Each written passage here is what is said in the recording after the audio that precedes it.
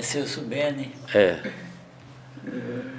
Estamos aqui num lugar bonito, Jardim Flórida. E eu estou fazendo a visita a uma pessoa muito especial. Eu sou Pércio. Pércio Leonel de Barro. Leonel de Barro. Esse Leonel do senhor é por causa do Leonel Brizola? Não. Não é não?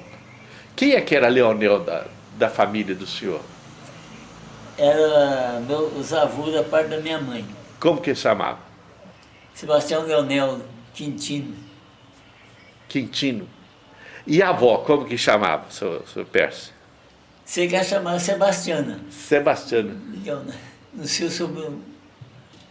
O senhor Pércio, desses Leonel, os filhos do pai do senhor, como que eles chamavam? Os pais do senhor, irmãos do senhor. Irmão do meu pai? Irmão do senhor, agora. Depois nós vamos lá atrás. Eu sou Pércio e mais quem? Roque, irmão, é Roque Leonel. Roque Barra. Leonel e mais quem? Isabel Leonel, de Barra também. E mais, o Barros é do... Euraci. Euraci. O pai do senhor que era Barros ou não, a mãe, né? É, meu avô era Barro, né? Barros. Então meu pai assinava Barro. O meu filho assina Barros. Tácito Barros Ponce Sattler. Que aqui em Franca tem uma família Barros grande, que é parente da minha esposa, né? Esse Barros do senhor é lá do Paraná. Não, é aqui do estado de São Paulo mesmo. Que região de São Paulo? Aquela região ali, assim, de Pau Sul, aquela região ali. O senhor nasceu ali? Não, eu nasci em Iepê. EP. EP aonde que fica, hein? Fica uma cidadezinha acima do Presidente Prudente, ali, uns 70 quilômetros. São Paulo. Quase divisa com o Paraná, né? É, faz divisa. É. O pastor aqui, o Odi, é casado com a irmã da Néia, né? É Eliane. É Eliane. Irmã Eliane Barros. Agora é Barros Brizola. E o seu nome? Odi, né? É. Odi Becker Brizola. Esse Becker seu é alemão? Becker da mãe, alemã, É. pai. Como que chamava sua mãe? Emília Becker Brizola, que é a irmã do pai do Pércio. Ah, então vocês são parentes, então. Somos parentes. E você casou com uma prima? Uma prima em terceiro grau, né? Terceiro grau. É coisa boa. Ô, Odi, e você nasceu aonde? Eu nasci em Itaguajé. Itaguajé, Paraná. Itaguajé, Paraná. É do outro lado. É próximo a IP, quase a mesma região ali, né, seu Pércio? Divisa. É quase divisa. É poucos, quantos quilômetros ali? Dá uns 50 quilômetros, não, 100 quilômetros. Uns 100 quilômetros. Ô, senhor Pércio, e agora, quem é que da família do senhor que foi para o Evangelho primeiro? Porque o senhor já nasceu no lar evangélico. Já nasci no Evangelho. E quem é que foi primeiro, o pai ou a mãe? Acho que foi a família quase inteira, né? Do vô Mateus, o pai. O pai mesmo foi batizado lá, numa igreja. Eu não sei qual. Qual igreja? Então o senhor frequentou a igreja desde criança? Conheceu muitos pastores? Sim. E foi o primeiro diácono? É, da organização de Itaguajé foi. Da igreja de Itaguajé? Que barulho que é esse? A Néia está catando. Né? A Néia? Cachorrinho que fez bagunça. Ah, cachorrinho que fez bagunça. E falava de alguns dos pastores lá da... Quem é que são os pastores antigos que o senhor lembra lá da região? A igreja presbiteriana independente. O senhor fala lá do Paraná ou aqui? Do Paraná. E o IP aqui? Do Paraná, do IP, o senhor que... O senhor ouviu falar do reverendo Jonas Dias de Martins? Então, esse foi o primeiro pastor lá da nossa região ali, de IP, para ali. E ali o pastor ficava pastoreando uma região de várias igrejas, né ou não? Ponto de pregação. O pastor Jonas Martins, ele fazia IEP, Assis, Londrina, tudo no Rio do Amula. Vários anos. andando estrada empicada. E não era só a igreja que ele fazia, eram as congregações também, né? Justamente. Tinha igreja que tinha congregações esparramadas, né, em fazendas, né? Em córregos, né? Lá mesmo onde que eu morava, eu era pequeno, ele ia uma vez por mês, não sei, mas ele ia, era congregação. Congregação. E quando ele chegava, era celebrar Santa Ceia, batizar, e o pessoal que estava ali é que preparava, dirigia os cultos, reunião de oração. Justo. Escola dominical. É tudo por conta do povo. do povo mesmo. O senhor foi diácono naquela época, nós estávamos brincando aqui que o diácono era para tocar cachorro e cuidar de bêbado, né? Porque tinha muito, né? Na época os cachorros vinham, o patrão entrava e ficava lá debaixo do banco, lá assistindo o culto. Você pensa que não, mas eu sou mais antigo do que você é novo. Você não é dessa época, não, né? Mas eu lembro muita coisa antiga, né? E chegavam uns bêbados lá na porta da igreja, querendo falar com o pastor, falar com Deus, né? Aí os diáconos tinham que orientar para eles. Né? Então, lá em Itaguajé, aconteceu um fato interessante. A congregação era mais forte do que no sítio era mais forte do que a congregação da cidade de Itaguajé. Porque a chamada Grota Funda, né? Então ela tinha mais membros, que daí reunia várias famílias. Quais as famílias lá? Os Brizolas, Barros, quem mais, seu Peixe? Tinha naquela região ali, que era forte.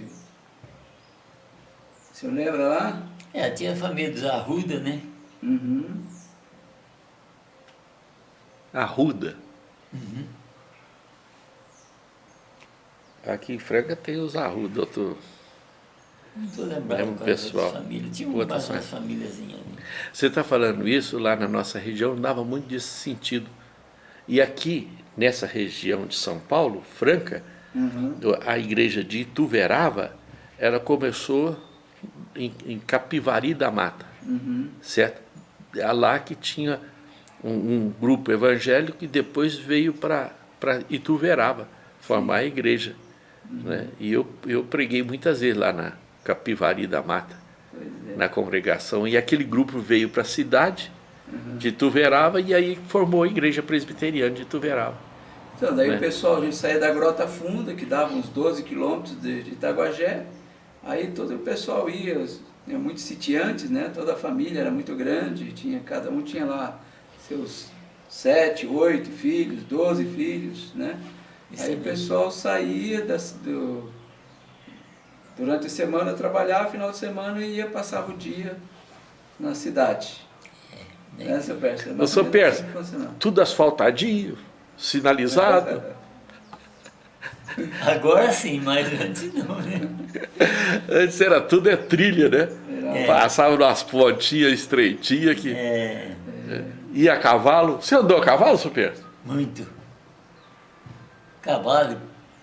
Charrete. Então, mas tudo era carrinho de animal. E na igreja lá tinha lugar de colocar os animais quando chegavam os animais, quando ia... Lá na minha cidade tinha um galpão lá, só colocar as charretes, sabe? Como se fosse estacionamento. Lá não tinha. Tinha uns paineirão lá, né? Paineira. Espécie de paineira enorme, assim. Sombra, fazia aquela sombra gostosa. Amarrava o animal lá e ia louvar a Deus. Sr. Pierre, o que o senhor lembra, assim, de mais antigo lá da igreja do senhor, de criança, professor de criança lá? O senhor foi aluno de escola dominical, né? A igreja tinha órgão? Nada. Harmônio? Nem violão. Nem violão. Era só no gogó mesmo. A capela cantava. Mesmo.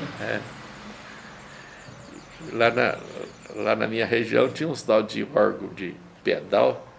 Era fácil de transportar, mas tinha que ficar pedalando aquilo lá para competir com o harmônio, né? A sanfona. Né? O harmônio lá da nossa igreja era o coral, né? Lá tinha os Brizola, né? Tinha o Joaquim Brizola, né? Que tinha o coral, regente do coro. Meu pai pegou um pouquinho também, né? É, As brisolas eram metidas à música lá. Sem ter nunca estudado, né? Era o regente do coro, né, seu Pércio? justamente. Então a Apesar- harmonia era dada pelo coral. Harmonia. E tinha o regente, chegava ali e botava o contralto, o soprano, ensaiava separado, depois misturava aquilo tudo e dava uma música boa, né? Era Tá. assim mesmo. Cantava. Era tudo. Depois da batalha, Deus me coroará. Tinha um hino que eu lembro lá na minha região, do São Afonso César, Lajinha. Ele que era o regente do coral lá. Então, os seus parentes eram regente de coral de música lá? Era o tio Joaquim Brizola, o Isaac, tio Isaac Brizola, o pai, eles todos eram meio metidos a músicas, né? Então, um foi ensinando para o outro e foram aprendendo a ler a música também. A maior parte deles aprenderam a ler também na Bíblia, não tinha isso, nunca foram para a escola, era assim que aprenderam. O evangelho muda o nível das pessoas, né? Perfeito. Primeiro é buscar conhecer, né? A palavra e aprender a ler. Perfeito. Ô, Sr. Pércio, hoje não se fala isso, mas na minha região lá de Primeiras, quando ia batizar a criança, os pais prometiam ensinar os filhos, colocar os filhos para ler e ler a Bíblia junto com eles. Porque a leitura era uma exigência, porque não tinha preocupação do governo, nem nada, de dar escola, nem nada. Então as igrejas que eram responsáveis para, né, Isso, Cumprir o papel de alfabetização. a alfabetização na época. justamente. O senhor frequentou escola rural ou não? Frequentei. Que escola? Quem é que era professor do senhor lá?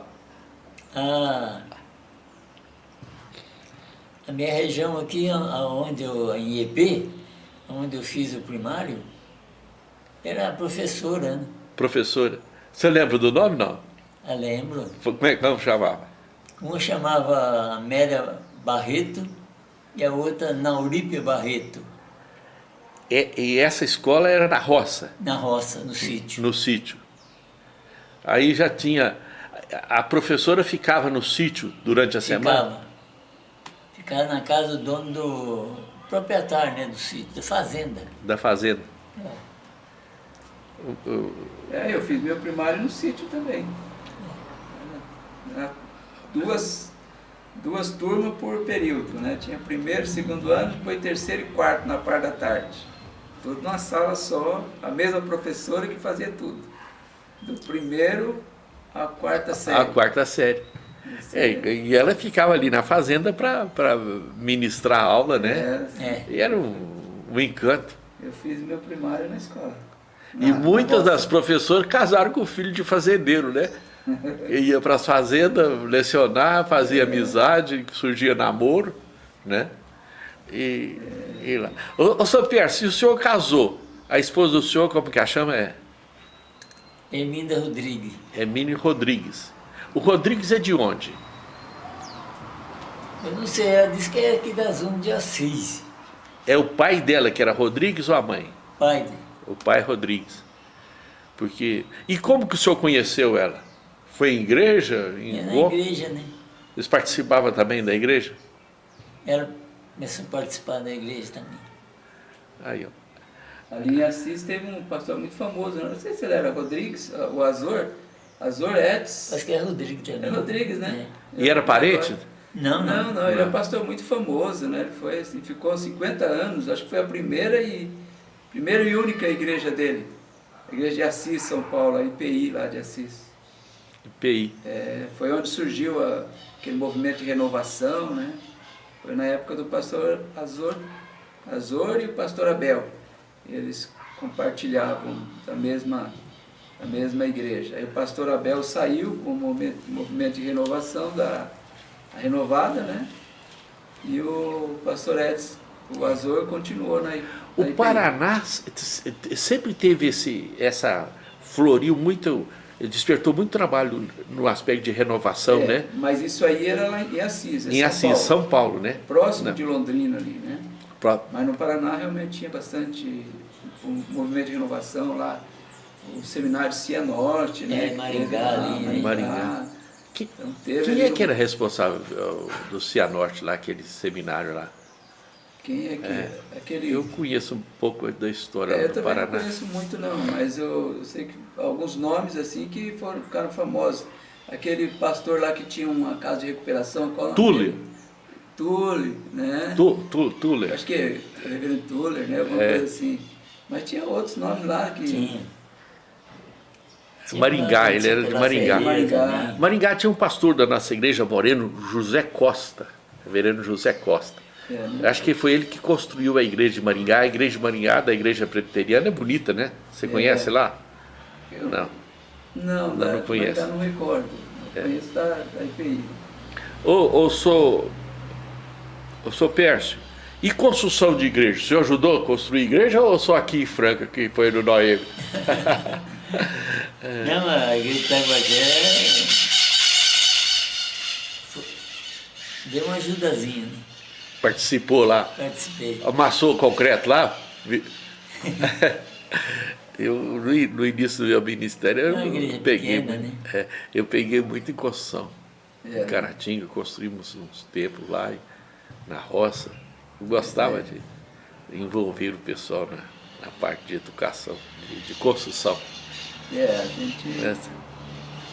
As igrejas eram muito mais feitas assim era recurso da própria comunidade. Eu Própria lia lá. reunião. O senhor Pércio, o senhor casou aonde? Eu casei em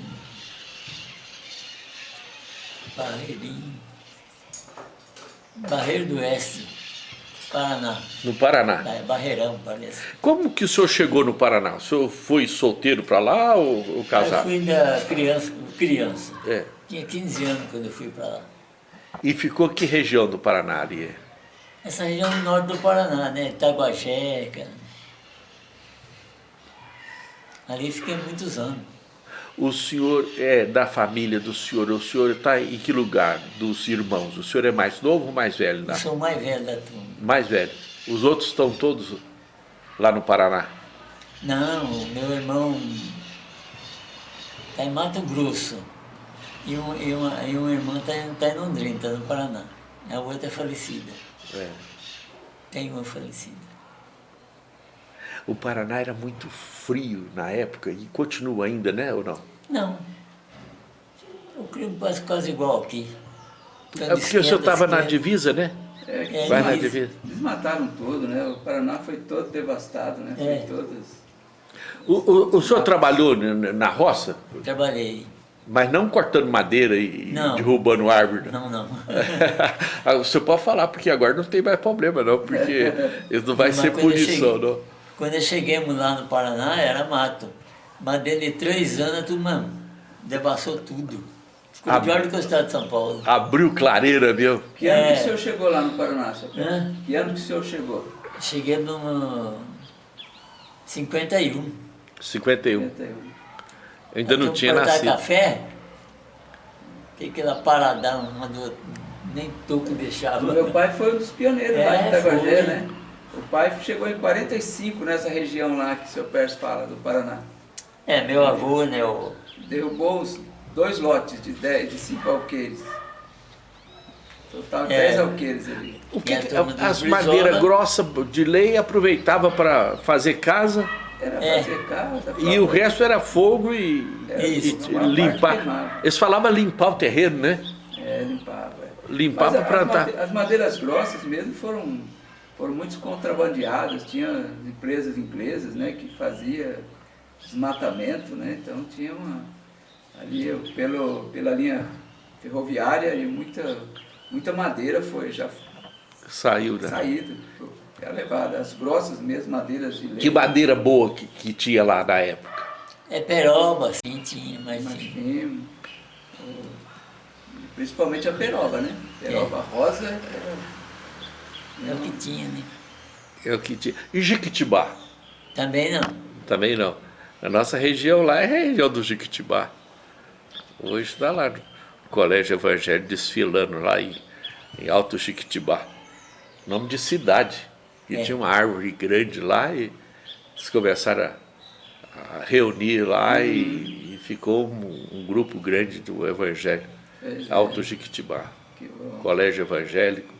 Ali é Castro, é perto da região de vocês? Não. Não, é longe. É longe. Daí fica mais pro Castro tem um pro colégio centro, né? evangélico, não tem? Tem o da igreja presbiteriana.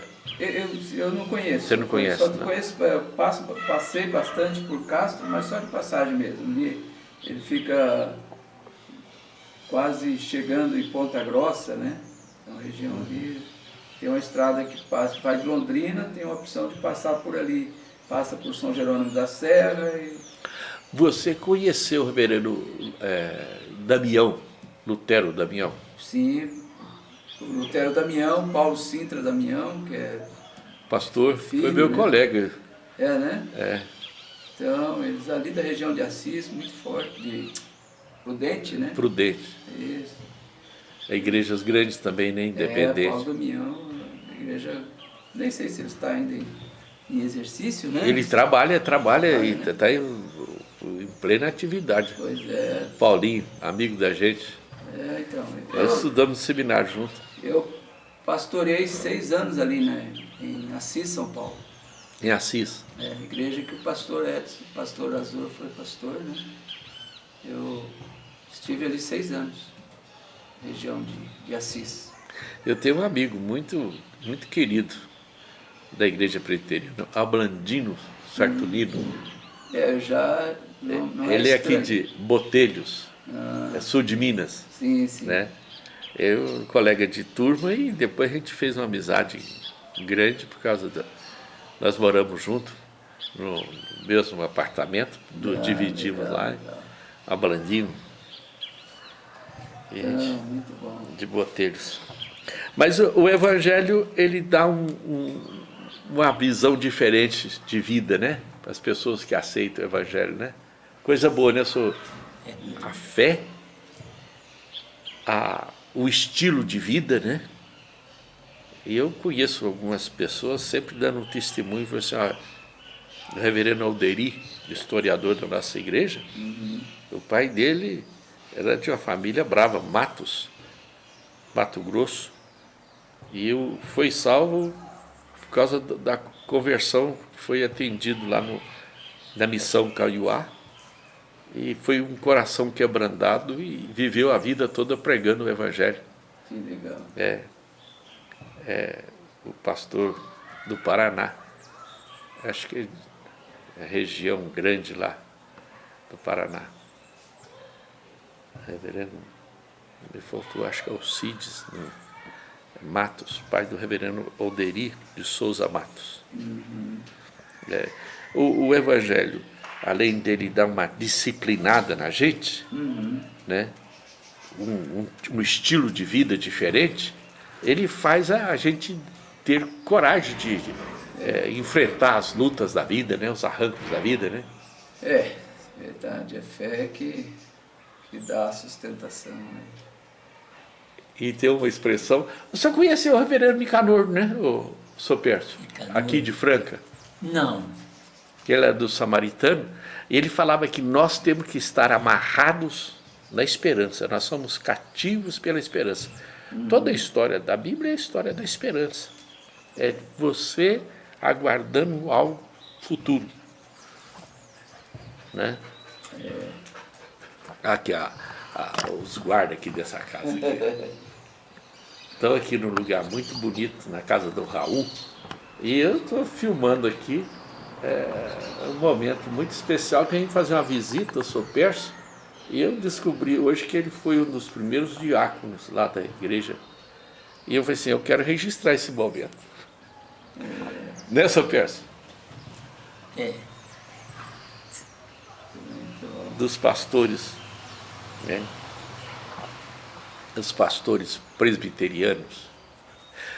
Vocês sempre foram presbiteriano independente do grupo? Então, como eu disse, eu nasci no berço independente, daí quando nós fomos, o meu pai, ele desbravou ali o Paraná, nessa região do Itaguajé, e quando a terra foi ficando fraca, morou ali, eu tinha uns 7 para 8 anos, aliás, menos 7 anos, Aí meu pai comprou um terreno, também de mato, lá na região de Coiuerê, quarto centenário, no oeste do Paraná.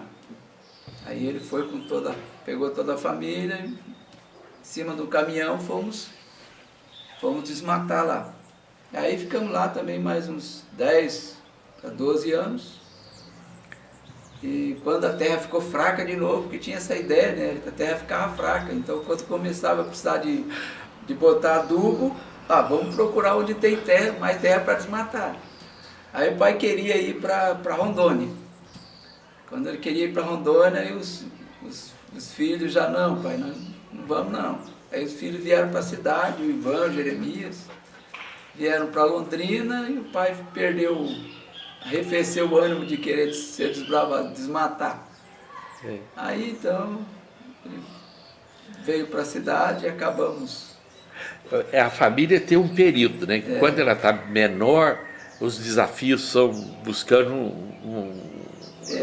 um lugar mais espaçoso. Perfeito. Aí depois ela cresce, aí vai um para um lado, outro para o outro, aí perde o... Daí tirou o foco, né? Aquele negócio de... E hoje a gente sabe que não existe terra ruim, né? A gente que estraga ela e que não renova, não aduba. Mas enfim, aí acabou o ciclo do desmatamento, né?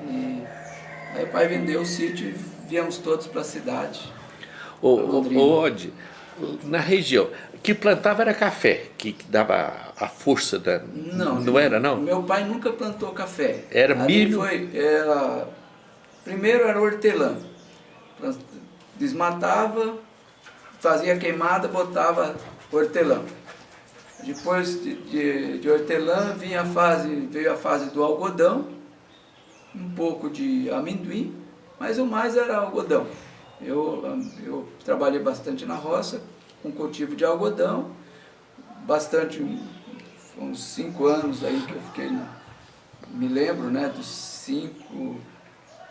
7 até os 12 anos por aí, cortando e alambicando hortelã, daí foi migrando para algodão, depois do cultivo de algodão, aí a terra já não servia mais, já de 500 arrobas por hectare, por alqueire, né? Foi caindo para 300, ficou fraco, agora vamos procurar outra fase. Quando foi aí, a gente acabou. Mas eu colhi muito milho, algodão, amendoim. A hortelã, quando você lambicava, era como se fosse para fazer... Saía o extrato do hortelã? O óleo. Então você bota numa alambique, num tonelzão, né? Soca tudo, bota fogo, aí ele passa todo o vapor, evapora, né? Aquele vapor passa por uma caldeira, resfria e sai ali a água e o óleo. Aí vai separado, um separa do outro, né?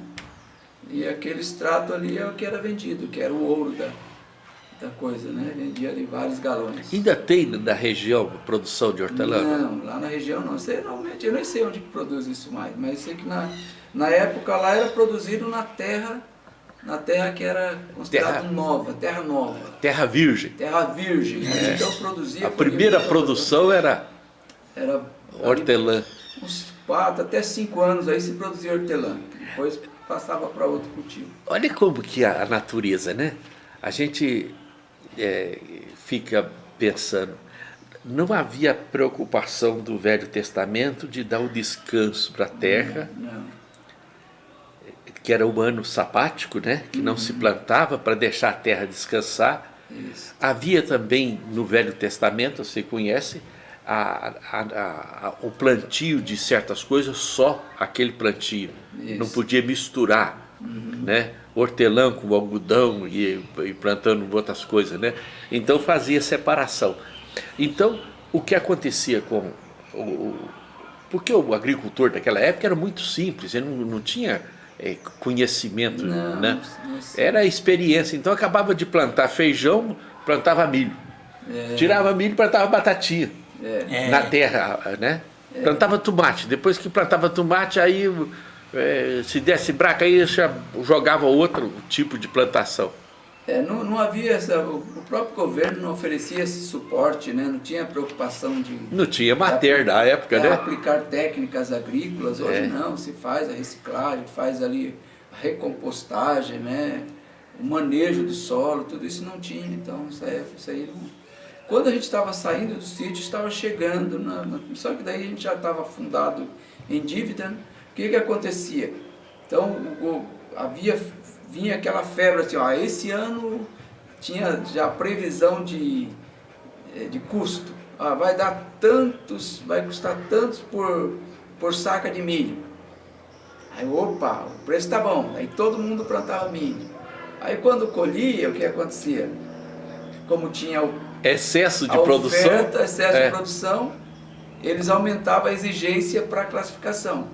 Aí um milho, digamos lá, que seria tipo A, já passava para B, já C, e você ia desclassificando. Ô Di, você está falando isso aí, eu estou lembrando, é para escoar esse produto. Era caro. Porque Paraná, naquela época, tudo era estrada de terra, né?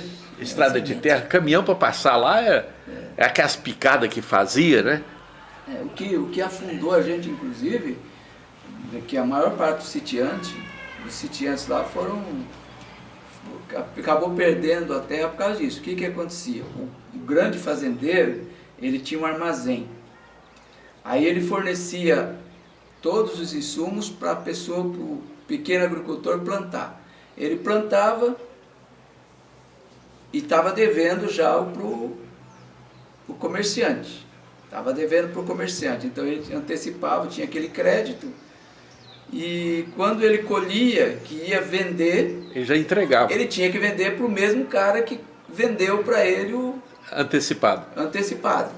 Aí então já ficava o negócio amarrado, ou seja, o preço era todo desfavorável para o pequeno produtor. Estava sempre endividado. Quando ia ver, tinha que entregar a terra para o grande fazendeiro para poder... Aqui, nessa conversa aí, fica uma lembrança da minha mãe. Minha mãe mexeu na terra a vida toda e ela fez milagre. Porque tudo que plantava no sítio, ela vendia. Ovos, verdura, e leite, queijo, manteiga.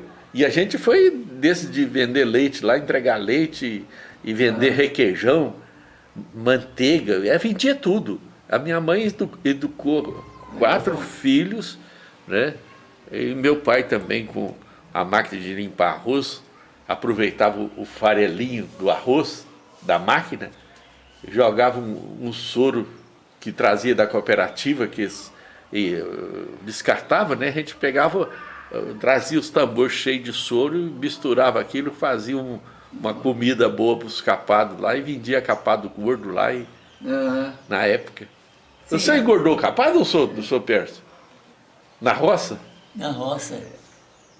A conscientização aí desse tipo, hoje se eu fosse voltar para a roça, eu faria totalmente diferente. É que na época, como eu disse, era uma febre de ganhar dinheiro. Algodão ele matava, você tinha que colocar defensivos agrícolas. Aí a galinha comia, a lagarta envenenada morria. Então você virava um ciclo, ou seja, de mortandade ali. Quem plantava algodão só podia... Não podia ter um galinheiro. Não podia ter a galinha, não podia ter o porco, porque daí o milho não era suficiente, enfim. Acabava não tendo esse negócio. Até o gado, até o pasto se transformava em um capão lá, um trecho de... O gado era só para produzir leite e carne, porque a carne era consumida na região. Não é igual o engorda de hoje de gado que você vende, frigorífico, você sai, né? Era tudo tocado no chão, né? É verdade. Então não tinha assim, não se aplicava a técnica correta. Não tinha.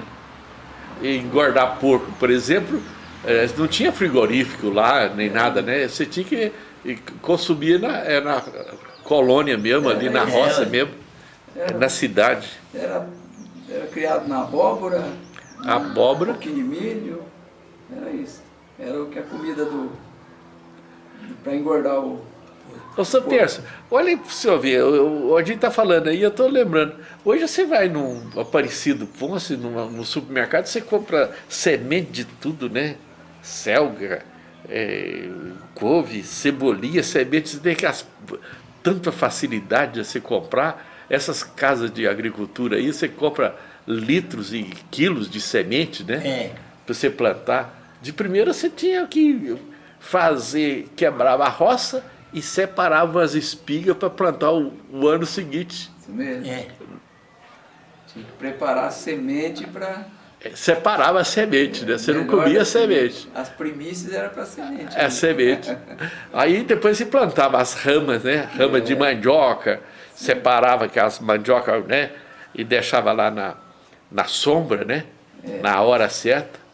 Ô, seu Perso, na época nossa lá, eles falavam muito da lua. Manda a lua na plantio de agricultura, né? Os meus pais falavam isso, né? Minguante. Que minguante é para você plantar batata. Diz que lua nova para plantar arroz, essas coisas. Que dava em cima é lua nova. Na terra, minguante. Minguante. Mandioca. Os caras vão assim, ó. Eu sei que eles falavam muito, por exemplo, recolher o que usava muito, taquara e bambu, que tinha a época do ano de recolher, de cortar. E tinha a lua também, para não dar caruncho. O balaio, você tinha balaio que durava 10 anos. Ué. Botava uma proteção de couro assim na boca dele, certo? E eles faziam muito, porque os animais também usavam como é que chama lá? A cangalha. E tinha os balaios que colocava do lado da cangalha. Vocês trabalham com animal assim no sítio? Não. Carro de boi, não? Carro de boi meu pai tinha. Carro de boi. Carro de boi, carroça, né? Mas... Parar a terra, essas coisas, era tudo feito, né? Tudo na base de animais? Puxado mas por cavalo, né? No caso lá era... O senhor não chegou a trabalhar com trator na roça, não? Não. Né? É coisa moderna hoje. É moderno. Era na base do arado. E ficava ali virando a terra. Gente, até meio-dia só que eles trabalhavam com boi e depois trocava, né? Tinha cavalo também que puxava, burro.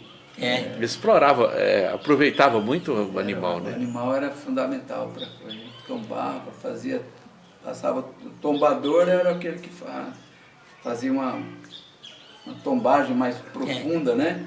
Aí você tinha uma meia-lua que fazia a carpinagem ali, fazia... Isso é meio antigo. Jesus falou que quem bota a mão no arado não pode ficar olhando para trás, nem ficar olhando aí, ó, fazer o risco direitinho, né? Isso aí a gente fez. Estou conversando aqui com o seu Perso e o genro, né? Genro, Só 2 filhas que o senhor teve, né, senhor? Só. É a Néia e a... Eliane. E elas não estão aí para dentro escondidas aqui, nós estamos aqui conversando, falando delas. Você é sua prima, né? Você conheceu a sua esposa desde nova, né? Sim, desde... Você sempre frequentou a casa do seu Perso ou não? Não, que a gente... Ele, como eu disse, lá com 7, 8 anos, se separou, né, seu Perso?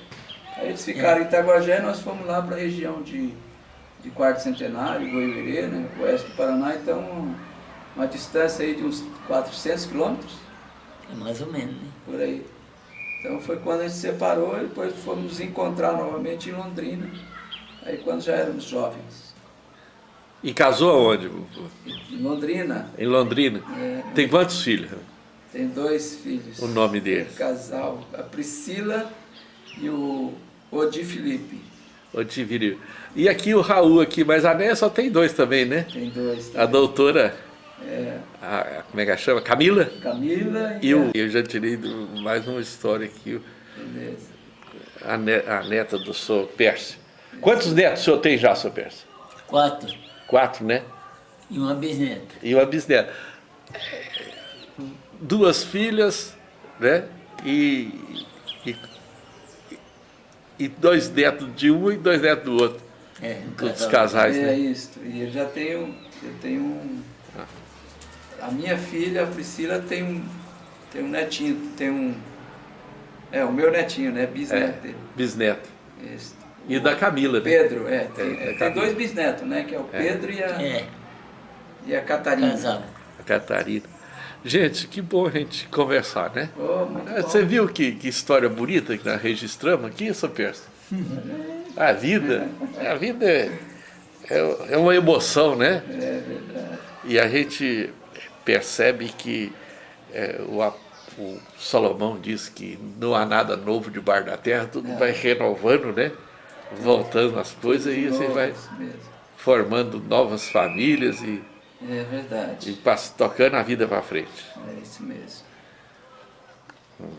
Aqui é um lugar gostoso, a gente está sempre ouvindo o canto dos pássaros, né? É, aqui é muito De bom. madrugada deve ter sabiá aqui bastante cantando. Ou não? Não tenho ouvido não. Canarinho da terra tem aqui. Eu acho que aí Tem. do lado tem um galinheiro aí, né? Tem uns carlos cantando aí de manhã. É. Ah, não, mas tem Chato vários, de vários frente aqui, passarinhos né? aqui que sobrevoam aqui, né? Só que eu não sei que identificar que passarinho que é não. Que passarinho que é aquele que canta aí de manhã, seu perto? Bem de madrugada. Quero tem bastante aqui. Tem uns passarinhos. Bem TV. BTV tem. É.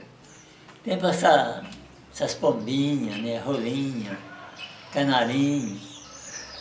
Né? Tem um negócio de dar ração para eles comem lá. E Dá tem, muito canarinho. tem uma área verde aqui boa aqui embaixo, né? Tem, Aqui tem. embaixo tem um Tem. cinturão verde grande. Ah, é verdade. É na beira do córrego ali. Do né? córrego, Tem uma reservinha ali bonita. reserva bonita. É a primeira vez que você vem aqui Nessa casa, nessa sim. casa? É. É. É muito bonito ali atrás. Tem... 9 horas o almoço. Ali, ó. Tenho certeza, tá em algum lugar. Meio-dia Aqui, ó. Agora que eu vi. era o café. E que hora que era a Ah, janta, o café papai? da tarde. A janta. A janta era 3 horas. Eu acho que E depois a ceia à noite. A ceia é leite com farinha? Ali, ó. Nem lembro direito, viu? Mas eu sei que tinha ceia, é comida mesmo. aqui, Comida. ó. Ô, seu Percy, na época eu usava muito macarrão, né? Aqui, ó. Comprava saco de macarrão, né? Deixa eu lavar. Meu pai comprava saco de macarrão, saco de farinha de trigo, saco de batatinha, Saco de açúcar, saco, é tudo de saco. tudo de saco. Agora hoje, A sal a gente lembra que melava, né? é, que- o sal naquela época era comprado de sal comum mesmo para dar para animal, né? É. E o que a gente temperava na comida, botava dentro de um vidro, né? É, pegava aquele sal limpo, né? Aquelas pedras limpas, quebrava ela, punha dentro de 1 litro, para Bota- usar para cozinha. Esfregava um alho amassava o alho lá e jogava ali dentro e fazia um sal para temperar a comida, né? É. O seu Percy, o senhor matou porco na roça? E a esposa que preparava? Porco, matou É. porco. Matava porco, dava um quarto pro vizinho do outro lado do rio, um quarto pro outro pedaço e sobrava essa metade pra você. Aí já a metade. É, quando eu saí mesmo do sítio, eu matei o último porco mesmo, matei, deu 2 latas de gordura, 2 latas de gordura. E gordura sadia, né? É, Carne boa. Ficava ali mergulhada é, tinha aquela gordura sem sal, né? É. Ponhava aquela, não, a gordura sem sal e a gordura com óleo Patinete, como ela dizia. Ela deu salgado com patinete. carne, né? Guarda aqui dentro, que ela tá papel. Mas aqui é muito bonito. Delícia. Ô seu Pedro, o senhor conhece Tuia? Ele tinha a tuia, tinha o Paiol? paiol e a tuia. É, A tuia tinha um fogão a lenha, guardava as carnes. E fogão de barro fogão de barro também na tulha. da Tuia? Tinha o forno de fazer pão lá fora. O forno. Jogava a brasa, depois jogava a folha para ver se É. estava bom de tempero, varria pro pão passar, né? Tinha um ditado que passava com alecrim, né? Que varria, vassoura de alecrim. É, molhada. Fazia, Sai molhada. daí do balanço dela, sai daí, Cacá. Ia pro bom. Sai daí. Tinha ovos com fartura, Sai né? daí, Tuju. Frango era Galinha era Beijo, Ju. com fartura. com fartura, tinha espaço para andar e plantar, né? É isso aí. É. A vida Você muda quer beber muito. alguma coisa? Papai quer comer alguma coisa? Não, eu quero tomar um gole d'água. Aí eu bebi água e não ofereci para o senhor Perso. Não, não tem problema. Ô, senhor Perso, a água para o senhor deve ser muito bom, né? Que é para todo mundo e Diz que é bom. hidrata o corpo, né? Eu sou um que tem que beber muita água. É. Por causa de rim, né? Rim bom, faz fartura.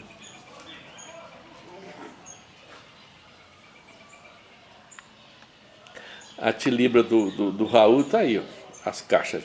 Tá, achei bastante.